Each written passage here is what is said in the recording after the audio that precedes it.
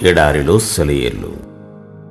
December 18వ తేదీ కొరకు రాయబడిన ఈ భాగాన్ని మీకు చదివి వినిపిస్తున్నది సహోదరుడు పాల్ సుందరం.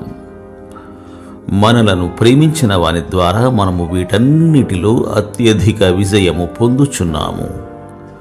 రోమీలకు వ్రాసిన లేఖ 8వ అధ్యాయము 37వ వచనము. సాక్షాత్తు నీతో పోరాడే శత్రువులను, నీకు ఎదురై నిలిచిన శక్తులను నీకు దేవుని సన్నిధికి చేరడానికి సహాయపడే మెట్లుగా మలచుకోవచ్చు. సువార్తలోని సౌకర్యం ఇదే. దేవుని బహుమానాల్లోని గొప్పతనం ఇదే. కమ్ముకు వస్తున్న చీకటిని నాలుకలో చాపి చెలరేగే మెరుపుల్ని చూస్తూ కొండల్లో తన గుహ ఎదుట నిశ్చలంగా కూర్చుని ఉంటుంది డేగా. తుఫాను వంక ఒక కంటితో మళ్ళీ రెండో కంటితో చూస్తూ ఉంటుంది. అయితే పెనుగాలి తనను తాకిన తరువాతనే అది చెలిస్తుంది. ఒక్కసారి కూత పెట్టి తన రొమ్మును గాలికెదురుగా తిప్పి ఆ గాలి సాయంతోనే ఆకాశంలోకి ఎగిరిపోతుంది. తన వాళ్ళందరూ ఇలానే ఉండాలని దేవుని ఆకాంక్ష.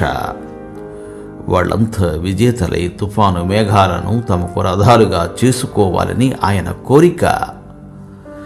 గెలిచిన సైన్యం ఓడిపోయిన సైన్యాన్ని తరుముతుంది. ఆయుధాలను, ఆహార పదార్థాలను స్వాధీనం చేసుకుంటుంది. పైన చదివిన వాక్యానికి అర్థం ఇదే. దోపుడు సొమ్ము చాలా ఉంది. నీవు దాన్ని స్వాధీనం చేసుకున్నావా? భయంకరమైన బాధల లోయలోకి నువ్వు వెళ్ళినప్పుడు దోపుడు సొమ్మును తెచ్చుకున్నావా?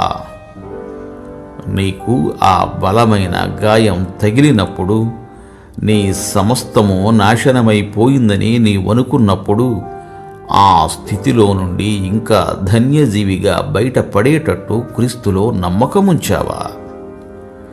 శత్రువుల వస్తువుల్ని స్వాధీనం చేసుకుని మనం వాడుకోవాలంటే అత్యధిక విజయం పొందగలిగి ఉండాలి. నిన్ను కూల్చడానికి వచ్చిన వాటిని జయించి దాన్ని నువ్వే వాడుకో. ఇంగ్లాండ్లో డాక్టర్ మూన్ అనే ఆయన గ్రుడ్డివాడైపోయినప్పుడు ఇలా అన్నాడు: దేవా, గ్రుడ్డితనం అనే ఈ తలాంతును స్వీకరిస్తున్నాను. దీన్ని నీ మహిమ కొరకు వాడగలిగేలా నీ రాకడలో దీన్ని వడ్డీతో సహా నీకు తిరిగి అప్పగించగలిగేలా సహాయం చెయ్యి అని.